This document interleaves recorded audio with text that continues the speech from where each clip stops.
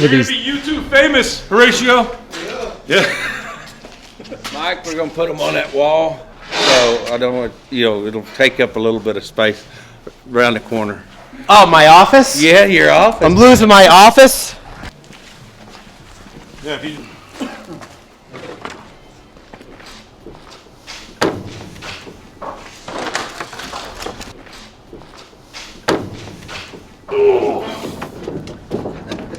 These are the fire doors, I guess. Come on, Horatio, I'm not that much younger than you.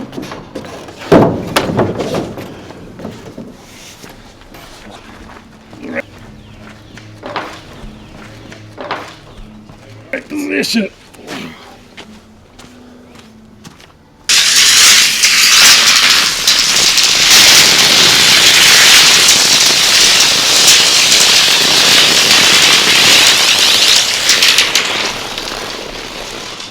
I can move that skid steer, just throw them up here. And Yeah.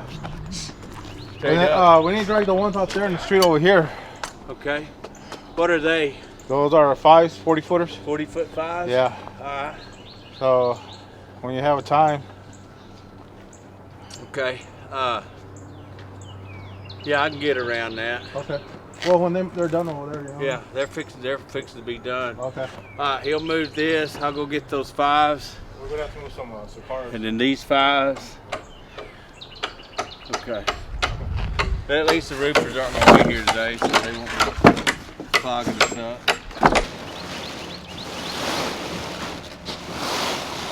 Well, good luck. Nice. I'm gonna look it up. I'm gonna watch the video.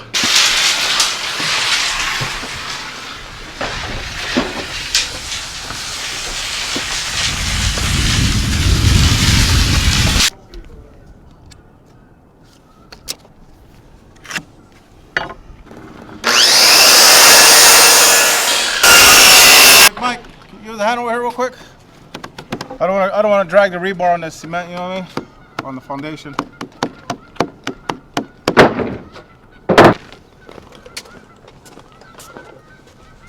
Hey, I should probably get up there with him, huh? Where do you want to put it? I need it over there. Start pulling. We're gonna need like 3 people. Well, he's up there. Carry it up.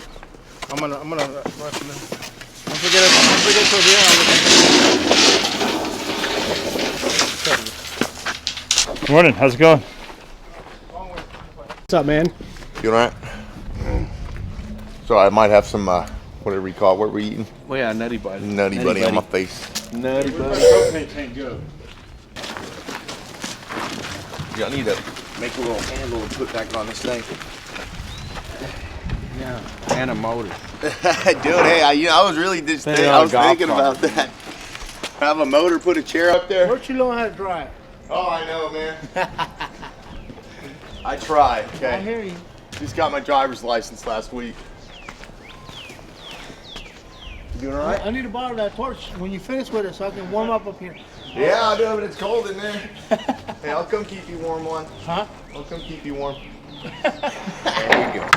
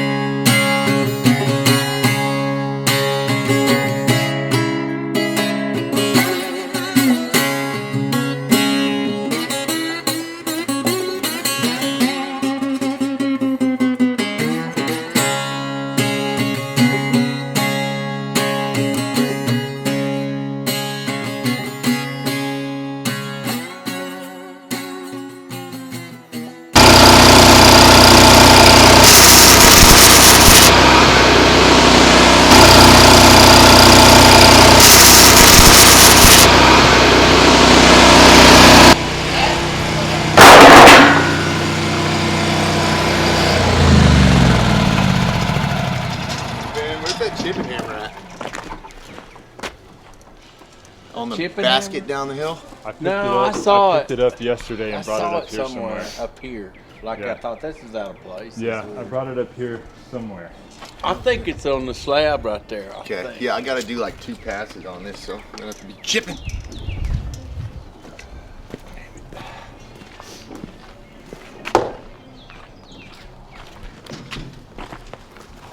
Oh, first load of dirt.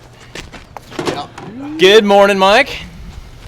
I spent my morning calculating heights of everything, and it was a lot of math, so hopefully I didn't dork anything up.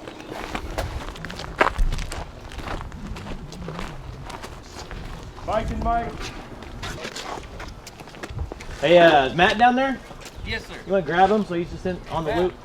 All right, everybody, here's Exhibit A for your viewing pleasure. And I did this when I was alert this morning, so because last night it would have been like 15 math errors. You each have your own copy. Justin has 2. I got an extra one. You might want one. Yeah. Justin has 2, so you can lose one. Oh yeah, there you go. All right. All right, everybody. So, orient it like such. Isn't that right? Okay. There you go. It's all oriented, right? Yeah. Okay, so what are we looking at here? We're looking at the plan view of all the forms that you're going to go in, right? So each one of these is at a very specific height, okay? And it's designed to help us with the next level of what's going on top of this stuff. The eye joists, the 12-inch thick glue lambs, and I've calculated in the thickness of the floor going in. There's a cork pad, there's a 1/4 inch, and then there's an engineered floor. All those little heights are added in, and they're very specific on here. So when we look at this, you'll notice that wall along the side of the house, it's exactly 8 foot 9 inches, okay? And there'll be no rebar sticking out of the top of that. And what that is, that's a finished wall on top exactly at that. Now, you can take those form boards higher than that, okay? Like it might be easier just to do a 9 foot form board on it. But when we pour it, it needs to be done at 8 foot 9 inches, right? Make sense? Yeah. Now, when you turn the corner over here, on the back side of it, the backside form boards, which is currently up, would be 9 tall, okay? And that needs to be at the right height, and I'll explain why in a second. On the other side, when we set the form boards after you tie the steel, it'll be 10 foot 6.5, okay? At least minimum. You can go above that. You can put it at 11 or 12 or whatever you want, whatever fits for your boards.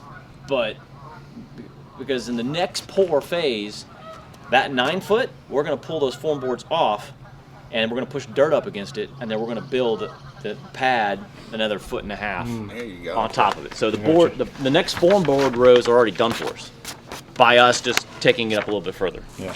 Does that make sense? Yes, sir. Mike, you're looking at me like you're like I'm talking Greek.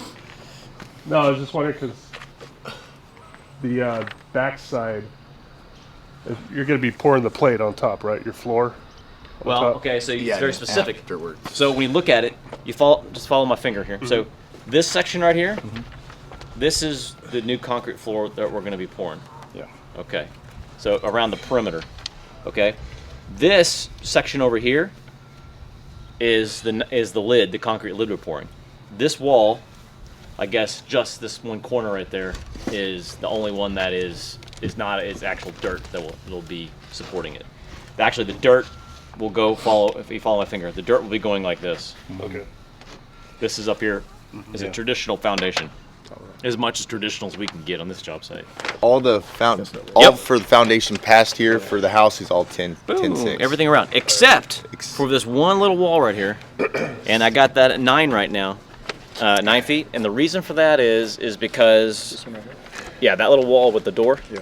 that is at 9, and we'll end up forming it up after we're all said and done, up to 10.6. But the reason we haven't done it is because it's going to be a half wall. It's going to be 6 inches, will go up 10.6, and the other 6 will be a plate for the structural wood that's going to be going across here. So it's already, instead of us drilling in, we're going to build a little ledge for it to sit on. Nice. Okay.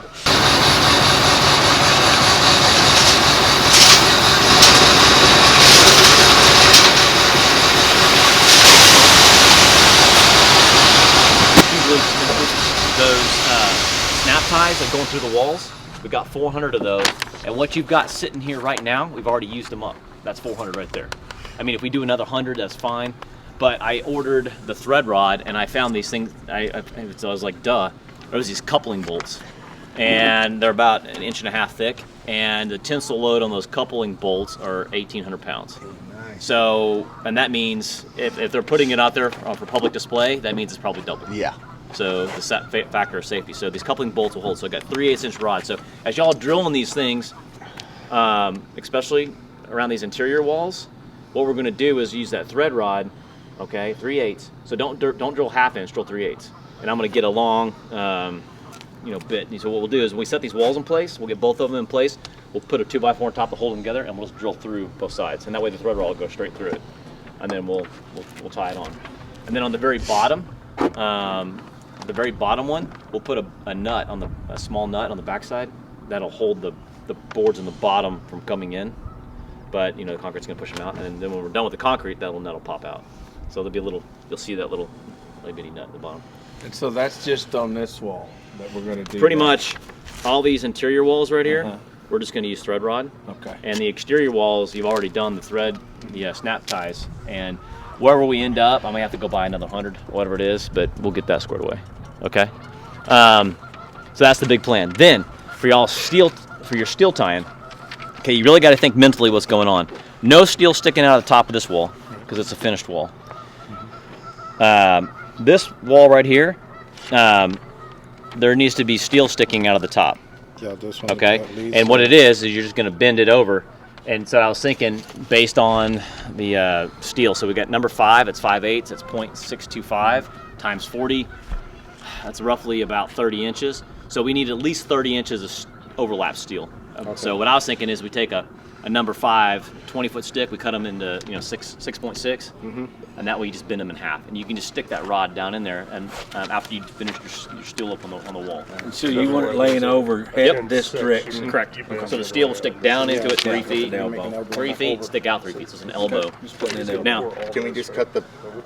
now this section, like Big Mike's saying, this section that's enclosed, encapsulated, is all being carried as a concrete lid. And it's going to be 16 inches thick, and we're going to do triple cage. Why do double when you can do triple? And so, Where are we doing that at again? On this that little lid entire right there? enclosed area. Okay, gotcha. And so I was looking at it, and I was like, I can make it 12 inches thick, but I was like, then if I'd made it 12 inches thick, like I think strong enough, as 12 inches is no problem. That means I'd have to change the heights of every single one of these walls. They'd have to come up an extra 3 inches. I mean, which is, I guess, not a big deal for y'all. But I was like, well, I just made it all 9, so it's easier for y'all to do. Instead of, well, this one is 9, this one's at 9'4", this one's at 9'3". Yeah. And now y'all are just going to go, I hate Doug. So I just made it all 9, and we're going to pour an extra 3 inches thick of 4 inches of concrete. And what we could do is I could do double steel. I really do need to run those calculations on it because I increase the thickness of the concrete. It gets heavier, but I can add another row of steel. The next row of steel on top, I don't think it would be that much. That's not that big an area either. So It's really not. But I also want this thing to last 2,000 years. So 2,000. I thought we was going for 1,000 I know. century. So where the metal you say is sticking up, then we're bending them? So Why don't- everywhere in this interior, what we got to be doing, you got to be thinking. This is a concrete lid going over the entire thing right here. Yeah, so you're having L's coming out. So you got elbows sticking out. Yeah. Now this interior wall like this, you got to think you got an L coming up and going both directions. Okay. Yeah. I see, Okay, I and see what so- you're saying there. On just this one this here. Yeah, one. just all that of one. these will be turned in. Now these all turn in. They all turn in. They all turn in. This wall here is actually an interior wall because there's concrete over here too. So you could technically turn them both ways. Yeah. But the I-beam's got to go right through here. So however y'all want to do it, the I-beam's 20 feet long, and I just got to roll it through here somewhere. So if you guys want to build this wall, that's fine. You build the backside of it, but I need a spot where I can roll right through here. I mean, this might be actually. Are you easier. going to bring it through the door or try to? I don't know. However you want to do it. However we bring the I-beam in, Right through there. we got to right? bring 3 I-beams in. So we'll have to set it on one end with the dolly and roll it in here. Once we roll it in, we got to roll it over here, and so all the steel's in the way, right? You got to roll it in and then roll it in at an angle. Y'all want to do that on this side? That's fine, but we're going to have to put 2x6s behind it for structural, because this will be a thread wall. because what I found is the 2x6s are strong enough to hold the concrete boards that we did on the wall down there. Matter of fact, when Gavin pulled all the stuff off, it looks awesome. The 2x6s, whereas the 2x4 stuff we had were snapping, and bending, and it was like, so the 2x6 is strong enough to hold it, and the thread rod through that, you put a double 2x6 and the thread rod through it, and that would hold it. Good deal. Yeah. Hey, can you sign this for me? Autograph. Yeah. Texas Crew Dog autograph. Beautiful. Okay. Beautiful. Yeah. Okay. And so Boone is the most detail oriented of all of us, and you can really get down to this fine details. Whereas I like doing big stuff. But we're going to do the flame, the architectural wall on that backside. Yeah. I was thinking about doing an architectural wall here too. The same way. Yeah. And I was thinking about doing that, but I was also thinking about, well, we can make in the final product, when this is all done with concrete, we can either do a rock, face on this, Okay. which would cover up. So if it gets dorked up, we just cover it up and don't worry about it. Or we make it look like the boards going across the flame cut boards on top of this rock. So we might want to try it that way, or we might not. If it's too much hassle, then maybe no. But It's doable. yeah. So what I was thinking, this is the back wall. You'll never see this, and dirt will be up against it. So as they continue on, I mean, God put this right here for us, a nice flat face for us to bring the board completely flat. And then we're going to keep going up over the hill. And so, like I said, dirt will be against this side. For the side that we're all going to see, that's 12 inches thick. So these guys, I told them, dig it down to the rock, and then we're just going to continue over. And pretty much want to get the boards, touching all the way up and over, right? And so what I was thinking on the backside, don't spend a lot of time getting it too close, because like I said, if concrete goes through it, it's okay. We can just push up dirt against it. And the other thing we could do is we could try, we can get it's the spray foam product. Spray foam. And we could spray it to gap it, and then push a bunch of dirt on it, and that'll be your backfiller on the backside. Right. Never to be seen again by anybody. Yeah. On the front side, we could even possibly, where there's a little gap, I was thinking maybe do a little concrete, or we can do the spray foam if we want to. And then on the inside, when you go inside, you'll be able to, because this is only going to be so tall. It's not a very tall wall, honestly, when it's sitting on the rock. So we would dowel down into the rock a little bit. Okay. And then we could actually reach down there with a knife and kind of cut the foam. Yeah. And then temporarily, while we got that foam there, you might have a 3-inch gap or whatever it is. Right. You got that foam, you cut it with a knife so it's kind of flat, so it looks nice. And then we can come along with a bunch of sand and dump it on there to hold it in place. Okay. That's what I was thinking. Yeah. Or I was even thinking come along with some mortar, some thick mortar, and then use the mortar in place and then Right. Just kind of gap it. Pre-pour it. Yep. Like just put it on the bottom, let it dry so that it's hard, and nothing will ever come out. And then it won't come out. And that is your gap, and then we pull it all out. So, Right. and then on this section right here, Boone, we'll use the thread rod, and we'll get it adjusted just right. So I got the 3/8 inch thread rod. So once you get this in place, you can brace the back, and then we put the thread rod through it. That'll hold this in place as well. And if you want to, you can use the small nut on the inside of the board to hold it in place. And up top, you would just come in with a piece of 2x4 on top, 2x4 on top. just to hold it from moving Just to over. cap it, Yeah. And that was what I was thinking would be a good solution to this whole thing. Okay. And then just like they did over here, now it's only max height looks like it's gonna be about 4 foot tall, Yeah. thick wise. And so the pressure on a 4 foot wall, it's 150 pounds per square foot times the height. So if it's 4 foot tall and we just flood it with concrete, it would be 500 pounds at the bottom is your max weight, which is much less than everything else we're dealing with. Right. So, well, actually 600 pounds, right? 600 times 150 is 600. So 4 times 150 is what's your gap?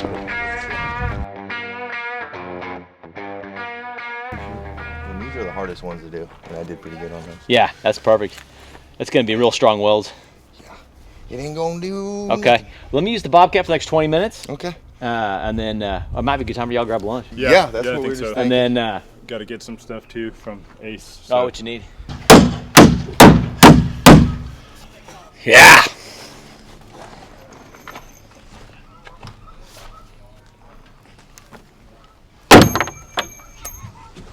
I'll edit that out.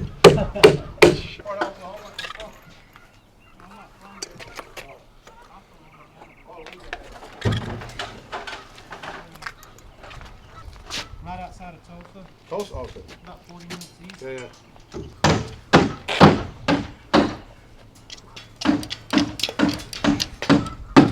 Where's your buddy Devin?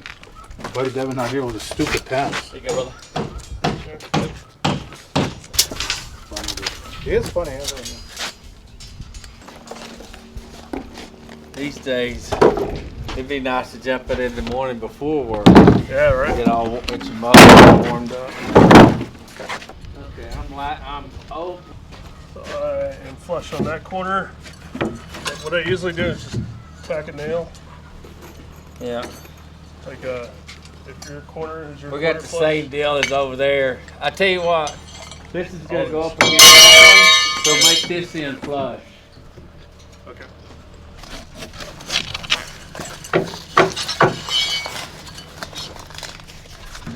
Nice solid. I mean, like, maybe you don't see it. I was like, all right.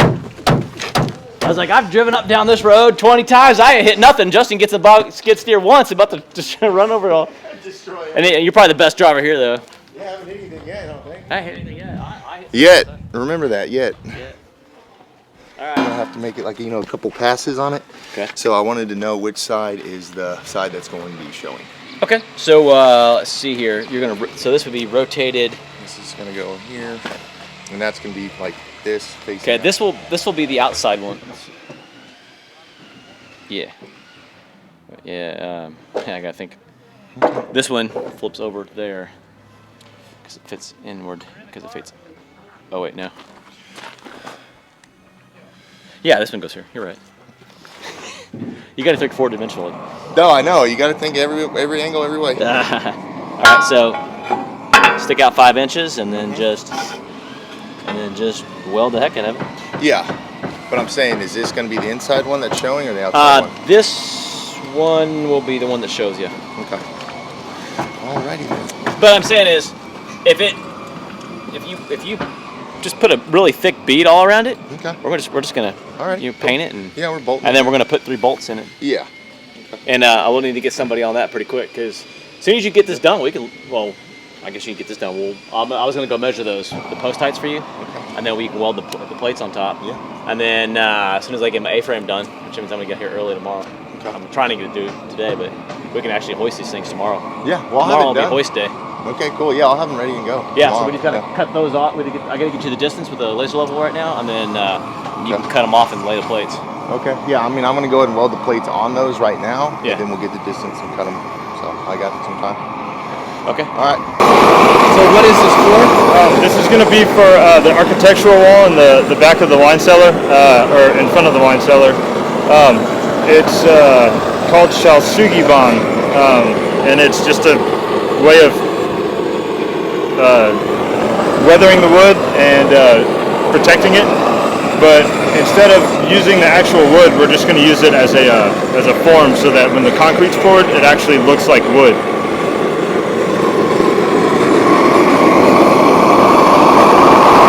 Inch past the beam. Okay. And that should give you one heck of a Cool. bead to weld onto. You got it.